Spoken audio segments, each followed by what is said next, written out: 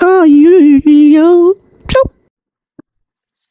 Yo, today we got Bruce, Bruce Wayne versus Alfred Pennyworth, absolute black Batman #1. I ain't gonna lie, bro. I've been waiting to watch Absolute Batman on this channel. So, without further ado, oh wait, RIP Comic Historian 2. Joy. Sometime in the past, a young Bruce Wayne leans over the sign for the Bat House, his eyes widened in fascination with the mural. But he turns when his father calls out to him. Thomas Wayne gathers his class at the Gotham Zoo. Ah, damn. Oh, damn, this already sucks. Like, he ain't a billionaire in this one. He a school teacher. That's like the exact opposite. He broke, yeah. But there will be time to visit the Bat House later. But now, a motorcycle roars through the dark and grimy streets of Gotham. It's different from the last time the writer was here. The outward appearance is a shinier city, raising up into the night sky, taller and brighter than before. But the writer knows the truth. He passes the homeless tents to alleys. He sees the criminals waiting in the shadows for someone to witlessly walk by. He turns the motorcycle down an alley and finally stops at his safe house. Alfred Pennyworth pulls off his helmet as he... All right, Alfred, I see it. Yeah, I'm there. You got a motorcycle, the salt and pepper, beard. Also, why? I didn't mention it before. Why could they? What could possibly get them to fight? He looks around the dark streets, but he doesn't see anything. He chains the motorcycle to the building before heading inside.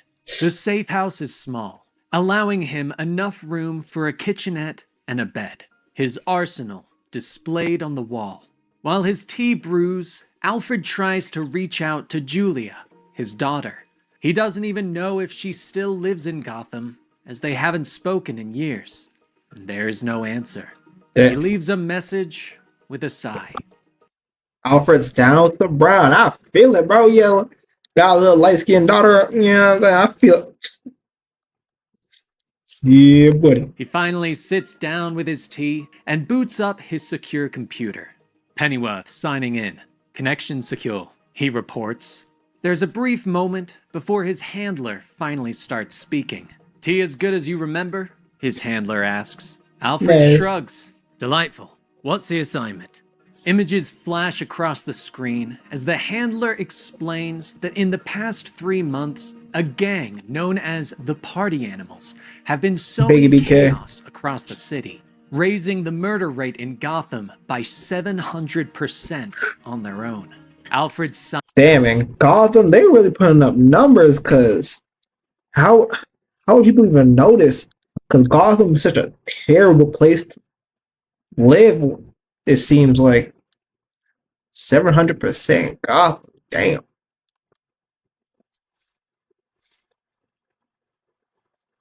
eyes as he hears the reasoning.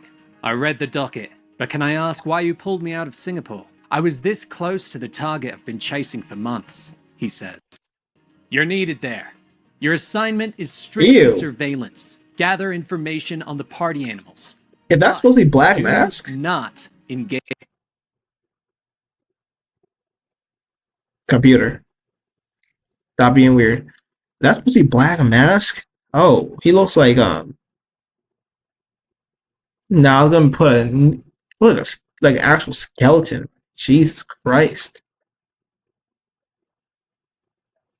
Orders. There is a momentary pause before they continue. One note: there might be another player in town. We've only caught glimpses, but he seems to be circling the gang as well. If he gets close, you have authorization to engage him. The handler orders before signing off. Alfred sighs in the quiet safe house. He finishes his tea before picking up his pistol and jacket and heading back out into the night. Stepping outside, he stares in surprise for a moment as he sees that the chain on his lock was cut. Well, Doug, bro, you're in Gotham. Car insurance there must be butthole. I ain't gonna lie. and his motorcycle is gone. I hate this town, Alfred hisses Everybody through does. gritted teeth. The next day, Croc's gym. Massive fists smacking against a heavy punching bag. Bruce Wayne moves quickly for a man his size, his fist and feet slamming into the bag, drawing looks of shock from those around him. Memories of that day at the zoo flash through his mind. His final moments with his father. The class was looking at the lions, and Thomas discussed with his son that the family would be going out to a movie that night. As the memories of gunshots flash before his eyes, Bruce hits the bag hard enough to break through the canvas. I'm assuming he's not rich in this universe for what I heard and what I'm seeing. You don't got enough money to replace that, big bro. So I suggest you chill. Sending sand everywhere. Really? Waylon asks as he walks over, cradling a crocodile. Bruce sighs and stares. This can't be legal, bro. Why do you own two crocodiles? Oh my. Stares at the mess. Sorry, Waylon, he whispers. The gym owner shakes his head and smiles a little. Of course. So, let's make it 90 for the bag and 30 for the sand, he says. The sand comes in the bag, Bruce points out as he takes off his equipment and grabs his gym bag. For the cleanup of the sand, my friend. My time is costly these days. Where do you even keep a Waylon says as crocodile? he pets his croc. Bruce can't And a believe snake? his friend is going through with his exotic pet scheme and points out that having Ozzy help him out with the logistics isn't a great Jesus, idea. that's how you lose He's a gonna get finger. you busted any day now, Bruce says as he pulls on his jacket. Bruce heads towards the door, with Waylon asking if he's coming to poker this week. Everyone's in this week. Eddie, Harvey, Oz. I even think Selena might, Waylon says. But Bruce shakes his head. At least tell me you're going to the town hall meeting tonight, Waylon presses. But Bruce once again shuts him down and heads towards the door. The whole city's coming apart. These party animals are destroying everything, Waylon shouts for him. I gotta go. Bruce calls over. Y'all should probably move, gang. Like 700%. Jesus, in Gotham, that's like from going from 100,000 a day to like 100.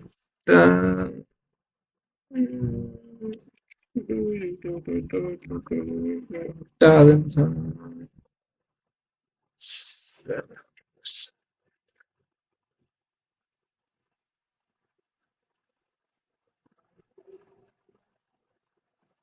So about 700,000, bro. That's crazy.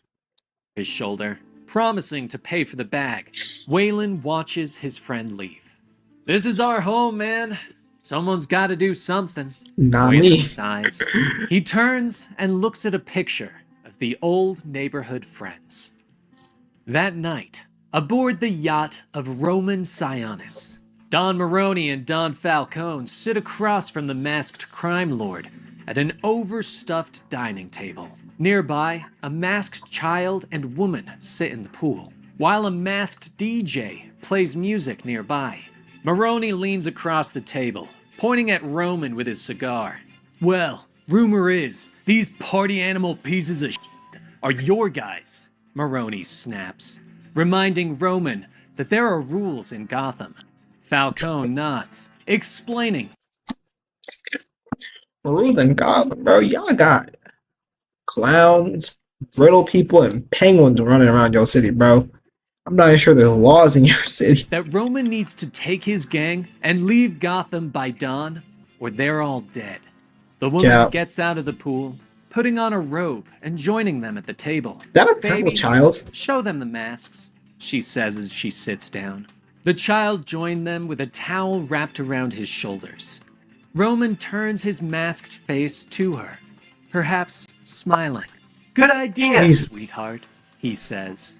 Behind them, in the shadows of the ship, lights begin to click on, revealing masks in cases. Never Roman mind. explains that these are death masks, molded from people's corpses. As more lights flick on, Maroney's eyes widen as he sees the face of his brother. Oh, the lights continue Bombaclad. to click on as Roman shows both Maroney and Falcone the faces of all their lieutenants and family Oh, members in the mob. damn. Roman sits and pours himself a glass of champagne. That's gross. Then you know they didn't pull it with the guys, bro. They thought it's gonna press them. They don't have any of their people with them, bro. Y'all about to be next. I have two places left, just for you, Roman says. Yeah. The child is suddenly behind them, stabbing Maroney in the Damn. eyes before leaping up and pulling a garrote tight against Falcone's throat. Called it. Roman sighs and sips from his glass, ordering the DJ to turn the music up. Play some King Von over that. The next day, I'll play some the King party Von, bro. animals continue their reign of chaos throughout the city. But as night falls, someone prepares to fight back. Batman. Bruce Wayne stands upon a rooftop, pulling on his cowl and leaping off into the night air. At the town hall meeting, Mayor Gordon stands before the people of Gotham, telling them that he is doing everything possible. No, I don't want his job, bro. Yeah, crime rate's up by 700%, but we're doing everything we can. You know what I'm saying? Like don't go outside. Yeah, I live in Gotham. I would not go outside, bro. I'm working from home, but not even. I want to live in Gotham. That's the thing. I'm not sure how you get stuck. How do you get stuck here? Like, why do you people still live here? 700%. Yo. To end the party animal problem, but the people don't believe him, shouting Duh. that he is being soft on crime, despite his history as police commissioner. Outside, Alfred is in a nearby building. He watches as a large group of party animals approach the town hall, weapons at the ready. He taps a button on his comms. Pennyworth reporting, sir. Party animals are at the site. Heavily armed. Mass casualties possible, sir. Permission to Type. engage, he says. There's a brief pause. Permission denied, Pennyworth. Oh. Whatever happens there, observe only. Damn, why? Orders. Inside, people are still shouting, and a woman finally stands, looking not to Gordon, but to the faces of the crowd. People, look at us. This is what they want. All of us are fighting, scared, blaming each other, she says. She points to Gordon, explaining that she works with the mayor's office and she trusts him to solve this problem. But it's not just up to him or Commissioner Bullock. It's up to all of us to stop. How about let's leave, bruh? If the crime rate goes up by 700%, and you live in Gotham, which already has like a baseline of the most amount of deaths in a year for a city, why are we still here? Let's move. Let the criminals do whatever they want, and hopefully they end each other, and we just come back when it's safe. You know what I'm saying? Stop these killers, to come together, she says. Suddenly, Oh, the yeah. doors creak open and a grenade bounces into Type. the room. The Yo, someone flashbang stop it. detonates and everyone screams in fear as they hit the ground. Ah, The we got- doors burst open and masked criminals charge in. Automatic weapons raised. But Gordon stands tall on the stage. Where is the Up security, here, bro? look at me. Whatever you want, deal with me. Oh, he about to get shouts. Yeah, he about to get shot. The lead party animal nods and aims his rifle. Damn. Bye, Jimmy, he calls, and fires off a burst. The round Yep. But I wonder how much they get paid. Is it like per kill? Or is it like a base salary? Do they get paid hourly? Like, what's the incentive to work for the Black Mass? Like, just being able to live in Gotham? chew through the podium, and Gordon hits the ground, grunting with pain. The leader orders his men to fire, but something grabs them and pulls them outside, and the doors slam shut behind them. Officer Barbara Gordon charges forward and pulls the door open. Her pistol is ready, but she stops short as a masked man stares at her. Whatever you hear, you do not open this door, Batman growls. Nearby, Alfred watches. Nah, in the moment we open the door, he says something. close the door and be like, yeah, I ain't going in. I'm not getting paid enough to go in there. No, thank you. Interest, ignoring his orders to engage with the vigilante. He watches as Batman drops smoke pellets, obscuring himself. Nope, he is. That's the day I quit being a criminal, bro. He is 6'3", 250. And he's over here jumping. From the small army of the gang. Gunfire rattles in front of the city hall. But the Batman moves quickly through the smoke, lashing out with punches and kicks to knock the gang members aside. His head don't work no more. He's cooked. His cape seems to harden as he twirls, using it as a weapon. The first group is down, but the second charges forward. Why? Alfred watches as Batman reaches up and pulls the ears off of his cowl, revealing blades. He whirls through the crowd, slashing and cutting. Alfred is impressed. Batman's knife work is exact. He cuts where he knows to do damage, but not kill his opponents. An idealist. Bloody hell. Alfred sighs as he watches through his scope. Only a few of the party animals remain. And a large one steps forward, brandishing a meat cleaver. But Batman reaches into his belt, pulling out a set of pliers. He reaches up and pulls the bat signal off of his chest and connects them, creating I ain't gonna lie, bro. This is mad creative still. A battle axe. The large party animal charges forward with a bellow of rage. But Batman whirls and cuts the hand from the gang member's body. Damn, he can't beat his meat no more. Looks down in shock, clutching at the stump where his hand used to be. I hear they can reattach them sometimes. There's a hospital 3 blocks south of here. Or is it east? I forget. I'd run if I were you. Batman growls as he looks at the remaining criminals. They all suddenly turn and run, rushing down the steps of the city hall to escape. I feel that. As soon as the biggest guy loses his beating arm, I ain't gonna lie, bro. Cud does not pay me enough to be here. Yeah, that.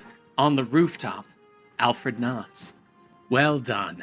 But if he were a true tactician, he'd have set a trap for those fleeing. Alfred thinks to himself, but he watches as Batman pulls out a detonator and blows up the street as the party animals reach it. Smoke fills the scene. Alfred pulls out his shotgun and descends upon the carnage. Moving silently through the smoke, he comes up behind Batman and aims. Vegeta haircut, huh? The high-tech shotgun begins to whirl to life. That is the sound of a DC-34 automatic shotgun, son. There are only 3 of them in the world. It could blow your brains all over this side. Please don't. If that's an option, please don't. That would hurt a lot. Walk before you even blink. Alfred hisses. But Batman moves fast, whirling and kicking the old man in the stomach. He snatches the shotgun away. And breaks it. It's more fun together. Sounds dangerous. Jesus. Batman growls before leaping up and away. Alfred leaps to his feet, but is shocked to find the vigilante has disappeared. But the fight... He is 6'3", 250. He does not disappear. Come on, guys.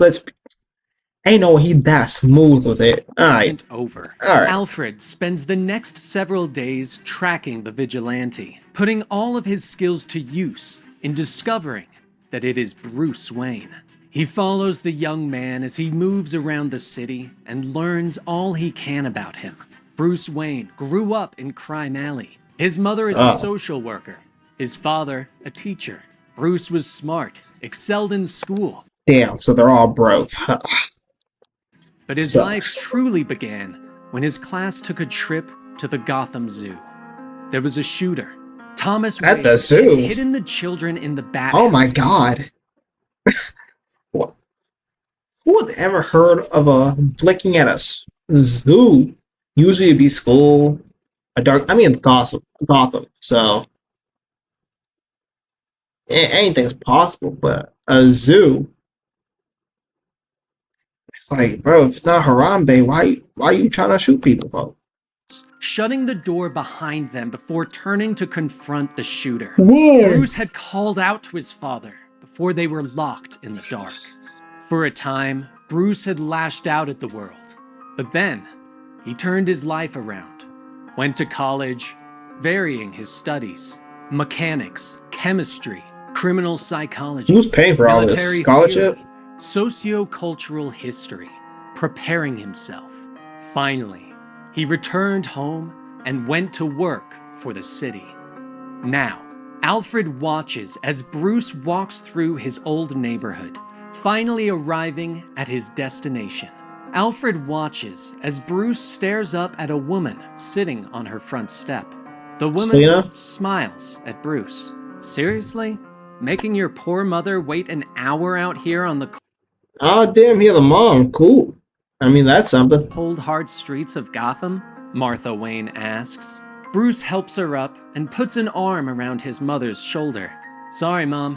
I just swung by the zoo. I heard what happened at the town hall last night. Are you okay? He asks as he leads Jeez, her he's a big inside. boy. Alfred watches from across the street. He sighs. He doesn't want to take the kid in front of his mother. Later, Bruce sits in one of his many belfries, the penthouse of the richest buildings in Gotham, a place that is rented but never occupied. He taps a button on his computer setup. There's more to these ape skull masks than first appears. They aren't just for protection or Oh, intimidation. they do look like monkeys. Oh, the mess, dude. I didn't notice that. When I cracked one open, the circuitry inside, Bruce says into a recorder, but there is a sound behind him and he taps the button to cut the feed.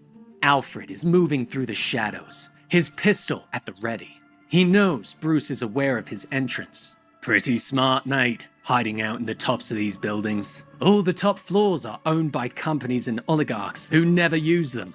Just hollow investments. You know this because you worked for them, Alfred calls. He steps around the corner, pistol up and at the ready. But I'm closing you down right now, Alfred snaps. But Batman is standing behind him, stolen shotgun at the ready. Oh, He racks hello. around and raises the weapon. Alfred cocks an eyebrow at him. Yeah, bro. Yeah, you have a little pea shooter, bro. He has some that knock a grizzly down. Jesus. Ah, thought you were better than that, son. You get cornered, and all those ideals go out the window? Alfred asks. Now we'll He shoot your lowers his kneecap. weapon and holds out his hand. Give me the gun, kid. You're no killer, Alfred orders. But Batman fires. The blast takes Alfred in the face and knocks him to the ground. He grits his teeth through the pain. Oh, The damn kid converted the shotgun to non-lethal. He hisses. oh, damn. He looks up at the sound of a revving motor, and Batman suddenly screeches by on Alfred's stolen bike. You're not the only one Again? who follows people. Batman growls at him before roaring forward and leaping out of the building, shattering the window and sailing off into the night. Alfred watches him, blood Oh my leaking from the God. tiny batarangs sticking in his face. Where the hell is he going to land? Alfred hisses. Later, That's a good Alfred question. sits in his safe house in front of his computer, his face bandaged up. I'll get him next time he interferes, he reports. Understood. Just stay focused on the party animals. The handler orders. There's another pause before the handler continues. Oh, thought you'd want to know. Your old target. We lost him somewhere in the Philippines. He's in the wind, the handler says. Meanwhile, That's gonna be in important later Manila, on. 2 helicopter pilots are preparing for a flight. The co-pilot turns to his partner. So just sir? Nothing else? He asks. The pilot shakes his head. Nope, don't even know his real name. When you're one of the 30 richest men on the planet, you can do whatever you want, I guess, he What? says with a shrug. The pilot reminds his partner not to make any jokes. Why? The co-pilot asks as they watch the man approaching. The guy never laughs. Not at anything. Ever. The pilot begins to say, right before their boss slides open the helicopter doors. His face is obscured by the shadows as he climbs in. Damn, that's supposed to be the Joker, I heard. Oh. Kid don't laugh in this universe? That's unfortunate. The Joker. Cause he don't like jokes. And that is where we end. Well, yeah, I'm saying 6'3", 250 Batman. I already know a little bits and pieces about Bane and whatnot, Killer Croc, but God damn, this absolute universe is crazy work. But anyway, peace out.